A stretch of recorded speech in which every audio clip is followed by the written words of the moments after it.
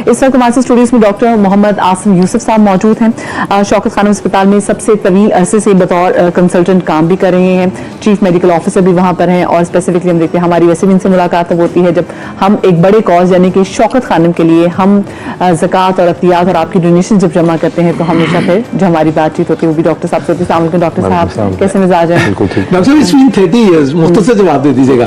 पाकिस्तान क्यों रुक जाते हैं? आप तो बहुत पढ़े लिखे आदमी हैं, तो काफी लोग चले जाते हैं, आपको क्या चीज रोक लेती है?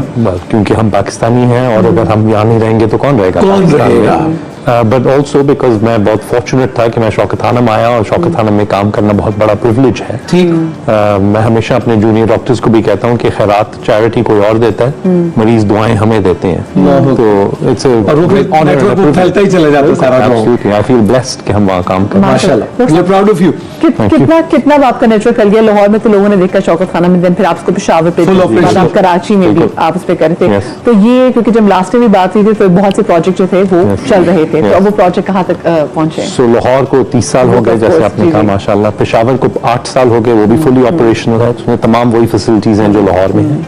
कराची का हॉस्पिटल लाहौर से दुगना है साइज में, फिजिकल स्ट्रक्चर या ग्रे स्ट्रक्चर उसका पूरा कंप्लीट हो चुका है। फिनिशिंग का काम इस वक्त चल रहा है, कमीशनिंग के डक्ट्स और मेडिकल गैसेस के पाइप्स और इस तरह की चीजें, बाहर एक्सटीरियर का वर्क्स वो कोई 25% हो चुका है। उसमें तकरीबन 1.5 से पौने 2 साल अभी रहते हैं।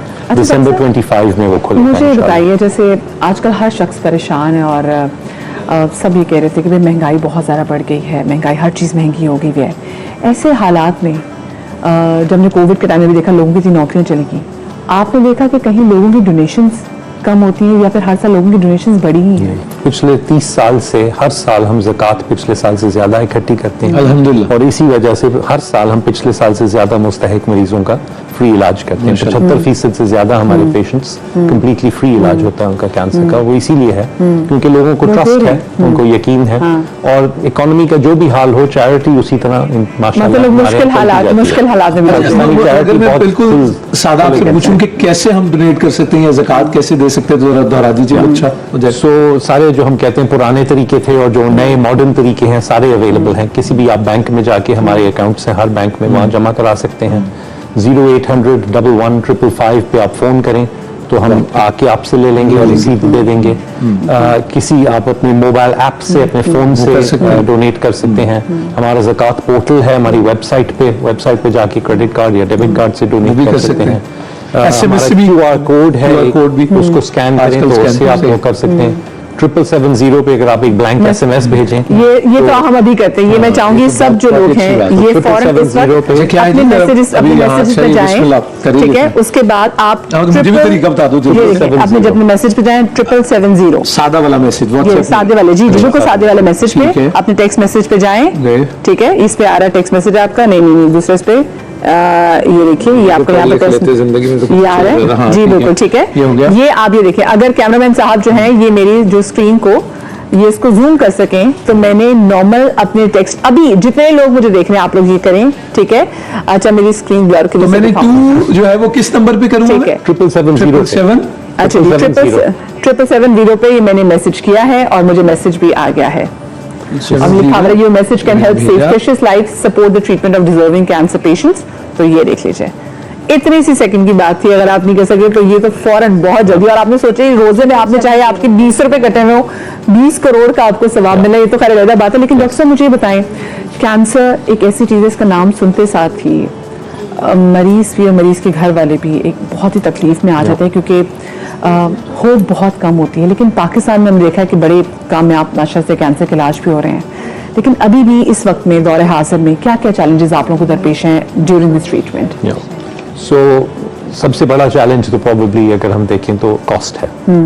कैंसर का इलाज बहुत महंगा है, बहुत लंबा इलाज है, मरीज के लिए भी मुश्किल है क्योंकि घर से दूर इतनी देर रहना पड़ता है। अगर हम स्टेप बैक करें तो जो चैलेंज सबसे बड़ा है एक्चुअली इस के बहुत ज़्यादा मरीज़ हैं। 1,80,000 नए कैंसर पेशेंट्स डायग्नोज होते हैं हर साल। ज़्यादातर क्योंकि तशखीस की फैसिलिटीज़ कम हैं या लोग घबराते हैं, शर्माते हैं टेस्ट करवाते हुए, बहुत ज़्यादा लेट स्टेज पे लोग प्रेजेंट करते हैं तो उनका इलाज और कॉम्प्लिकेट भी हो जाता है और सक्सेस रेट भी कम हो जाता है। फिर मैन पावर बहुत बड़ी एक प्रॉब्लम है कि ट्रेन्ड और क्वालिफाइड मैन पावर है नहीं, और जो है वो बहुत सारे आजकल बाहर जा रहे हैं, तो मैन पावर रिटेन करना बहुत ज़्यादा एक चैलेंज है। और फिर cancer treatment facilities Shaukat Khanum जैसी बहुत कम है। हमारा एस्टिमेट है कि शौकत खानम लाहौर जैसे 20 अस्पताल चाहिए पूरे मुल्क में, ताकि tertiary care उस स्टैंडर्ड की। अच्छा, अभी तो ये भी हो गया कि इक्तदार में बाकियों ने भी अब और कैंसर हॉस्पिटल भी बनने शुरू कर दिए, सरकार ने भी सोचा हम भी बनाएं, ये बड़ा अच्छा से अफजा वो मुकाबला हो गया। लाइफस्टाइल में ऐसी क्या चीजें हैं कि इसको अवॉइड किया जा सकता है? तो आगे ना कि इलाज की, लेकिन उससे पहले Prevention is always ji better. वो क्या होगा आपके? सो हेल्थी डाइट, ठीक है जी, अपना वेट मेंटेन करना अपने कद के मुताबिक, क्योंकि ओवरवेट होना बहुत सारे कैंसर्स के लिए रिस्क फैक्टर। अच्छा ये फॉर इंस्टेंस खवातीन में जो छाती का ब्रेस्ट कैंसर है, जी। लिवर का कैंसर है, मुख्तलिफ और बड़ी आंत का कैंसर जो कि सेकंड या थर्ड कॉमनेस्ट है हमारे यहाँ, ये सारे ओवरवेट लोगों में आपकी ज्यादा इंटेक से भी उसका खुराक से बड़ा गहरा diet, healthy diet, red meat कम, फाइबर ज्यादा, फाइबर ज्यादा। फिर जो ऑब्वियस चीजें हैं, सिगरेट पीना, पान, गुटखा, छालिया, ये चीजें अवॉइड करना, क्योंकि second largest group of tumours जो है हमारे मुल्क में वो हेड एंड नेक का, मुंह का, जबान का, गम्स का। जो प्रिवेलेंस सबसे ज्यादा कैंसर हमारे वो कौन से हैं जो मुल्क में सबसे ज्यादा देखा जाता सबसे कॉमन है फीमेल्स में ओवरऑल इज ब्रेस्ट कैंसर, छाती का कैंसर खवातीन में। सेकंड लार्जेस्ट इज गैस्ट्रोइंटेस्टिनल, सो मैदा और बड़ी आंत का। बड़ी आंत। तीसरा है हेड एंड नेक, ये जो मैंने बताया, गाल वगैरह का, जबान का। चौथा है लिम्फोमा, जो कि गुदूद जो बन जाते हैं गर्दन में या बगल में, गिल्टियां सी बन जाती हैं, उसका वो एक फॉर्म ऑफ ब्लड कैंसर है। और पांचवा है खाने की नाली का, इसोफेगस का।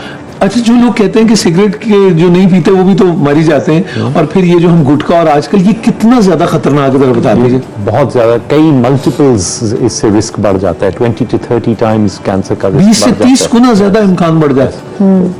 मरना तो सबने है जी, लेकिन अपनी जितनी जिंदगी लिखी है वो सेहतमंद अगर गुजरे तो ज्यादा अच्छा है। ये चीजें नॉट ओनली आपके लिए हार्मफुल है, पर आपके इर्द गिर्द के लिए भी हार्मफुल है। पैसिव स्मोकिंग का भी इफेक्ट है दूसरों पर भी। एंड ऑल्सो अगर आप खुदा न खास्ता बीमार हैं, आप अपने बच्चों का नहीं ख्याल रख सकते, काम नहीं कर सकते, सोसाइटी को कंट्रीब्यूट नहीं कर सकते, तो बहुत सारी वजह हैं। अच्छा डॉक्टर साहब, आपने बड़ी आंत के कैंसर के हवाले से बात की, and since we are in March, और मार्च में तो इसकी आगाही के हवाले से काम भी किया जाता है।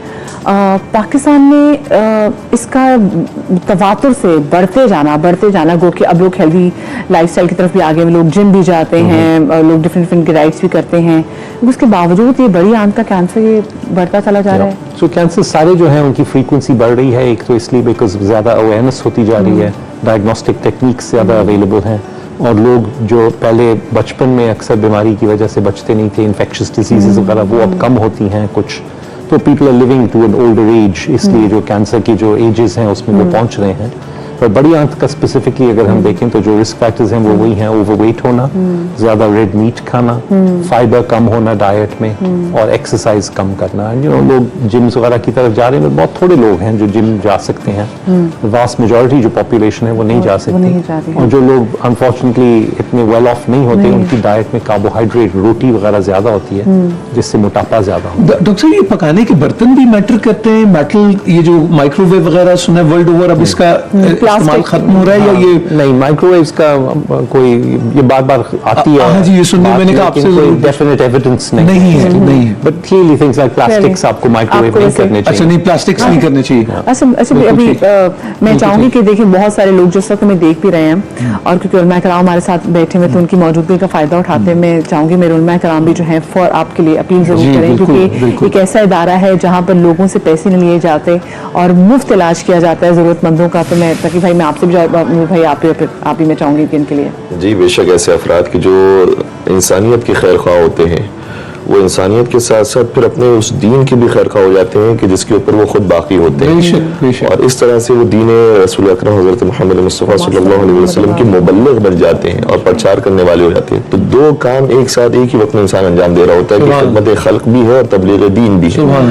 फिर ये कि सरकार की और फिर बेशुमार अहादीस और आइम्मा अलैहिस्सलाम की अहादीस के अंदर आया है कि अल्लाह रसूल के ऊपर ईमान लाने के बाद सबसे बेहतरीन काम ये है कि इंसानियत की मदद की जाए। सबसे बेहतरीन काम ये है कि इंसानियत की मदद की जाए। हत्ता एक फकीह हमारे गुजरे हैं, उन्होंने एक बात बड़ी खूबसूरत की, कहा कि वाजिबात और मुहर्रमात के बाद मुस्तहबात बहुत सारे हैं, लेकिन सारे मुस्तहबात में दूसरों के काम आना ये इतना बड़ा अफजल मुस्तहब है कि अगर कब्र में कोई तुमसे सवाल करे कि तुमने ये अमल क्यों अंजाम दिया, तो कहना कि मैं फकीह اس کے کہنے کے مطابق میں نے عمل انجام دیا تو میں جواب دوں گا کہ ہاں قرآن اور احادیث کے اندر سب سے زیادہ تاکید اگر ملتی ہے تو واجبات کے بعد خدمت خلق کرنے کی اللہ اکبر، اللہ اکبر۔ بسم اللہ الرحمن الرحیم۔ قال رسول اللہ صلی اللہ علیہ وسلم الدین النصیحہ، کہ دین خیر خواہی کا نام ہے۔ یعنی آپ نے کہا نبی کریم صلی اللہ علیہ وسلم نے فرمایا، اللہ رسول وہ بھی مطلب پوچھے تھے، میں نے کہا پوچھیں جی جی آپ کہہ رہے تھے وہ بھی بات کر دیتا ہوں۔ ہاں نہیں وہ کر لیتے ہیں، یہ طرف ہو جانے تھی، آپ بھی بتا دیں جی تو ہم لے لیں گے۔ الدین النصیحہ خیر خواہی کا نام ہے۔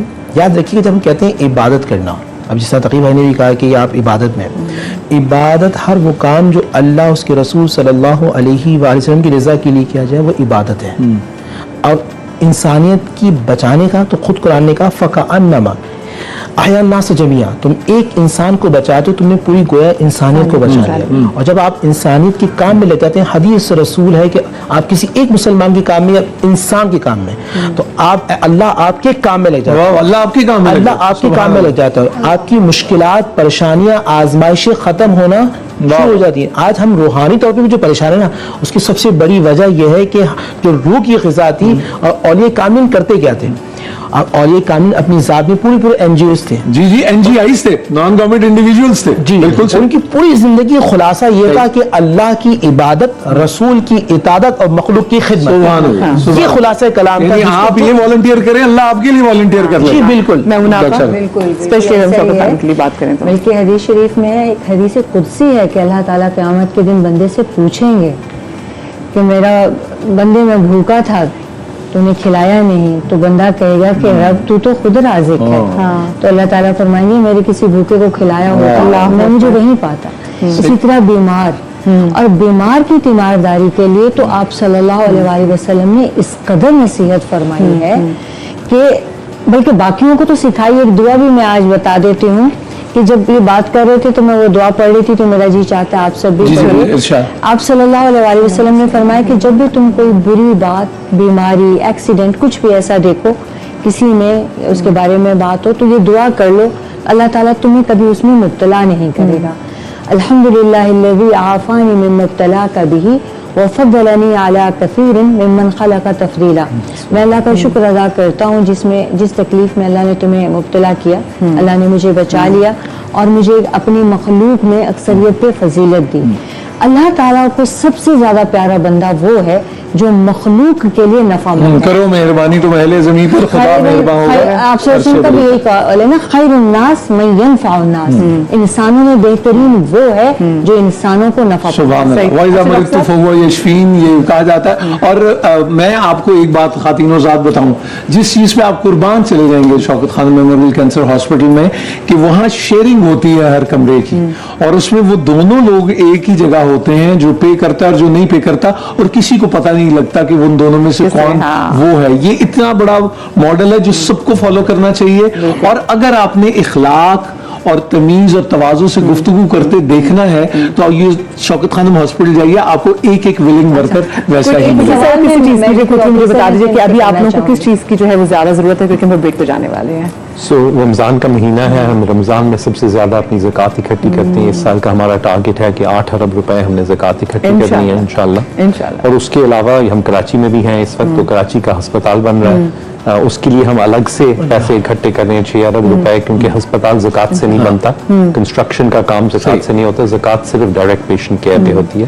تو ہم اپیل کریں گے آپ کے ویورز سے کہ وہ دل کھول کے دوبارہ۔ جناب عمران خان پابند سلاسل ہیں، ان سے سیاسی اختلاف ہو سکتا ہے، لیکن شوکت خانم میموریل کینسر ہاسپٹل سے کسی کو کوئی اختلاف نہیں ہو سکتا۔ دل کھول کے آپ اپنا حصہ ڈالیں اور دعائیں اکٹھی کریں۔ ایک وقفے کے بعد آپ کی خدمت میں حاضر ہوتے ہیں۔